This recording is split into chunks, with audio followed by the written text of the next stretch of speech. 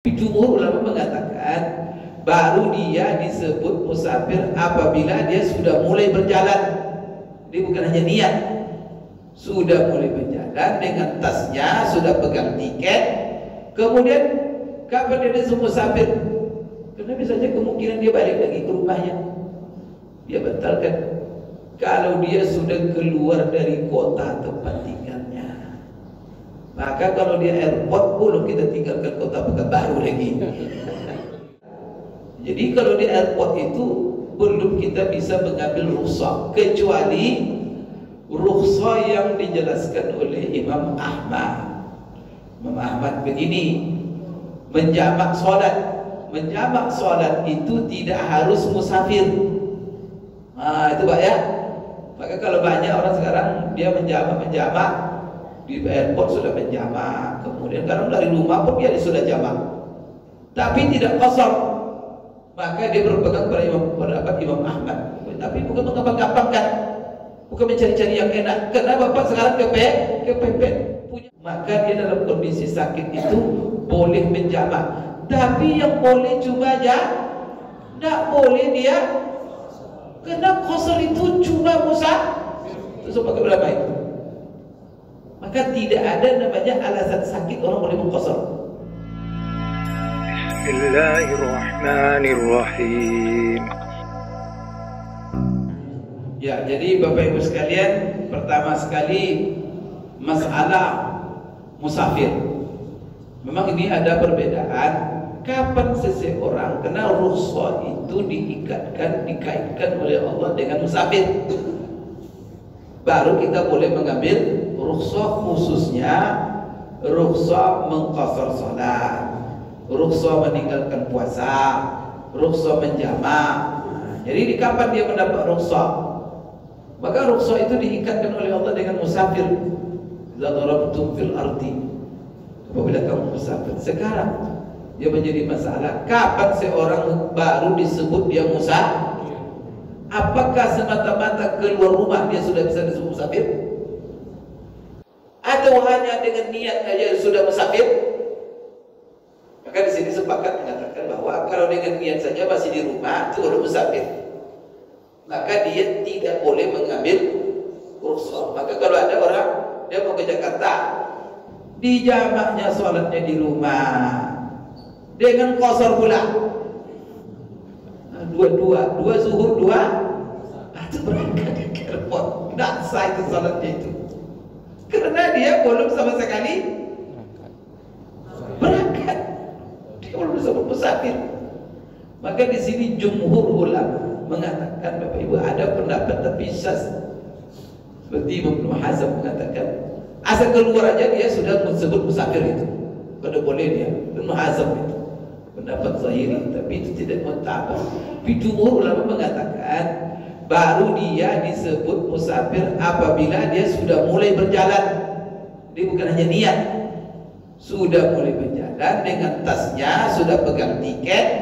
Kemudian kapan dia disebut musafir? Karena bisa saja kemungkinan dia balik lagi ke rumahnya. Dia batalkan kalau dia sudah keluar dari kota tempat tinggalnya. Maka kalau dia airport belum kita tinggalkan kota Pekanbaru lagi. Maka belum termasuk, karena itu masih kota Pekanbaru. Kapan dia baru disebut? Kalau dia tinggalkan kotanya. Maka kalau dia sudah meninggalkan kota, mana gerbang kota, maka ketika itu kita baru disebut musafir. Berarti walaupun jaraknya belum jarak qasar. Jadi dia ukurannya oleh ulama apabila dia meninggalkan kotanya. Tapi ada pendapat yang lain juga. Jadi kalau di airport itu belum kita bisa mengambil rukhsah, kecuali rukhsah yang dijelaskan oleh Imam Ahmad. Imam Ahmad begini, menjamak solat itu tidak harus musafir. Itu Pak ya. Maka kalau banyak orang sekarang dia menjamak di airport sudah menjamak, kemudian kadang dari rumah pun dia sudah jamak, tapi tidak qasar. Maka dia berpegang pada pendapat Imam Ahmad. Karena Imam Ahmad dia lebih luas di dalam menjelaskan sebab orang boleh menjamak, yaitu diantaranya sibuk,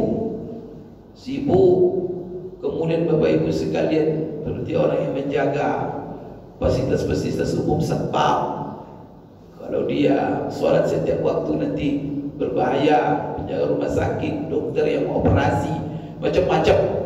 Maka kesibuk itu bisa oleh dia menjadi alasan orang boleh menjamak. Jadi pada sholat-sholat yang boleh dijamak, maka kalau menurut Muhammad dia sudah dari rumah saja dia sholat jamak zuhur dan asar karena dia tidak sibuk. Tapi bukan dia mengambil alasan musafir, tapi karena alasan karena safar itu Bapak Ibu sekalian baru dia ambil ketika dia keluar. Kemudian untuk masalah musafir itu hanya ataupun qasar itu sebabnya cuma satu. Saya selalu ingat untuk sahabat jamak dan qasar ini beda Pak. Sepakat ulama mengatakan bahwa sebab orang boleh mengqasar salat zuhur asar menjadi 2, isya menjadi 2, itu hanya satu alasan saja, itu sepakat ulama semua. Apa itu alasannya? Musafir. Lain tak ada. Sibuk apa bagaimana orang sakit pun. Disakit Bapak Ibu. Nah, jumhur ulama mengatakan boleh Bapak Ibu menjamak di atas ranjang sakit itu. Kadang-kadang sedang sakitnya karena mungkin tiap solat berwudu lagi, apalagi susah bagi dia. Maka dia dalam kondisi sakit itu boleh menjamak. Tapi yang boleh cuma tidak boleh dia karena qasar itu cuma musafir. Itu sebab ulama itu. Maka tidak ada namanya alasan sakit orang boleh mengqasar. Karena ada pula kesan tadi mana-mana mengaji.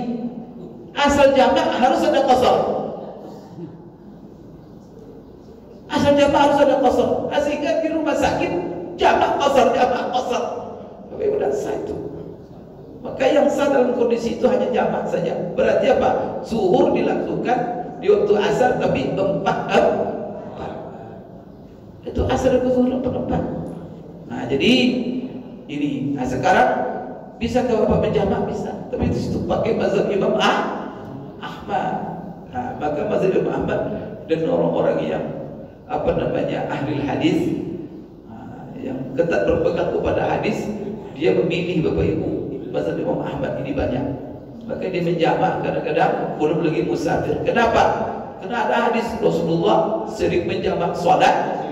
Dia ada di Madinah. Dia menjamak karena hujan. Dia menjamak karena panas. Dia menjamak. Kadang-kadang tidak diketahui uzurnya, dia pun menjamak. Berarti menjamak ini luas. Tapi mengqasar, nah, itu hanya musafir. Itu bedakan Pak ya.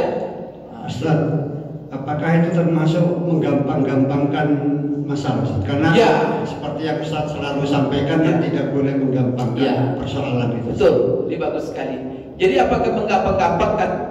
Kan kita sudah jelaskan selalu bahwa perbedaan pendapat ulama ini rahmat dan memberikan kelapa. Ini maksudnya apa? Ketika kita kepepet sudah. Ketika kita susah. Maka Bapak Ibu, ketika kita susah, maka kita punya pengetahuan dalam hal ini bahwa ini ada istihad yang muktabar. Maka sudah pakai istihad itu. Karena itu ada dalil. Kemudian istihad itu tidak begitu saja, tapi itu istihad yang muktabar. Yang mana kata Rasulullah, kalau benar dapat 2 pahala, kalau salah dapat 1 pahala. Ada yang salah itu. Nah, jadi Bapak, tapi bukan menggampang-gampangkan, bukan mencari-cari yang enak. Karena Bapak sekarang kepepet, punya hajat karena ini musafir, dan kita juga tidak tahu nanti apakah nanti pesawat terlambat. Apalagi sekarang di delaynya minta ampun. Nah, kalau tidak delay dan pesawat Indonesia namanya banyak masalah. Kan itu. Jadi Bapak Ibu sekalian, jadi kalau kita mau mengambil, tapi Bapak Ibu sekalian, kalau kita tetap dalam pendapat tadi ada masalah, punya solusi juga. Maka nanti jangan kita jamak. Ya sudah, kita sholat normal saja sampai di airport. Ya kita naik pesawat.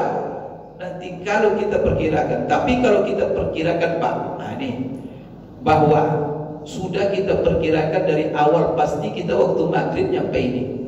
Ya, ini Bapak Ibu sekalian, di sini kita memilih, yaitu kita akan menjelang asar baru berangkat dan kita terbang. Kalau kita di atas pesawat nanti sholat, maka Bapak Ibu sekalian sholat kita duduk. Sekarang kalau kita sebelum ke pesawat sholat bisa sholat sempurna. Maka di sini kalau Bapak perkirakan waktu akan habis nanti di sana, maka pilih saja. Dalam kondisi seperti ini, yang lebih afdal, yang lebih ringan dijamak di awal. Maka di airport Bapak sudah menjamak. Cuman persoalannya kadang-kadang di sini pula, gimana Pak Ustaz tidak ada niat jamak? Karena ulama-ulama yang menjamak, syarat sah jamak itu tak boleh antara sholat satu dengan yang lain berjarak. Dalam zuhur Bapak sudah jam 2 setengah 1 tadi, tidak ada niat jamak. Tiba di airport, wah ini kepepet maghrib nanti ini, itu langsung sholat jamak. Tidak sah itu. Karena jamak itu harus berbarengan. Maka di sini apa solusi? Ya sudah, solusi tunggu waktu masuk. Kalau waktu masuk nanti dan waktu masih sisa sudah turun, alhamdulillah. Tapi pas turun waktu tak ada, maka cepat-cepat sholat di pesawat seadanya. Gitu aja. Kenapa Bapak Ibu tidak sah jamak? Maka jamak tidak boleh berjarak.